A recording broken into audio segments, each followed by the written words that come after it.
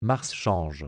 Cette image d'un site de surveillance de traînée de vent au nord-ouest d'Uranus Tolus montre des différences spectaculaires avec des images antérieures et met en évidence deux processus distincts de l'érosion éolienne martienne. Situé à l'extrémité nord du renflement de Tharsis, à une altitude modérée de 1800 mètres, le site est dans une zone à l'albédo élevé et à faible inertie thermique, ce qui suggère un épais manteau de poussière. Le premier gros plan montre quelques-uns des changements survenus depuis les dernières images du site prises en janvier 2009. De forts vents du sud ont nettoyé en profondeur la surface de sa poussière claire. Des traînées claires de poussière partent sous le vent des cratères d'impact et restent protégées par les bords des cratères. Des traînées sombres et nettes sont apparues au vent à mesure que la poussière était emportée. On peut déduire des orientations des traînées noires au moins deux épisodes distincts d'érosion causés par des vents de direction légèrement différentes. Dans le fond de la vallée, on peut voir quelques ondulations ressemblant à des dunes qui indiquent encore une autre direction de vent. Ces caractéristiques ont été façonnées par des vents bien plus anciens,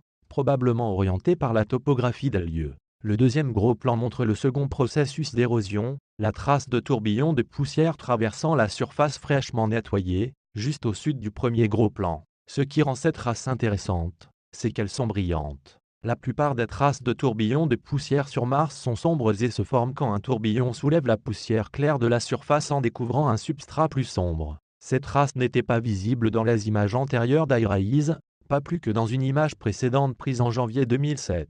La cause de ces traces brillantes n'est pas claire. Des traces brillantes de tourbillons de poussière ont aussi été repérées par Mars Orbital Camera dans le sud du cratère Schiaparelli, région propice à l'époque aux traînées de vent. Une façon de faire des traînées claires serait de creuser à travers une matière sombre, comme une couche de sable basaltique, jusqu'à un substrat plus clair. Une autre manière serait que les tourbillons de poussière brassent des poches subsistantes de poussière claire abritées des vents dominants par les obstacles du relief.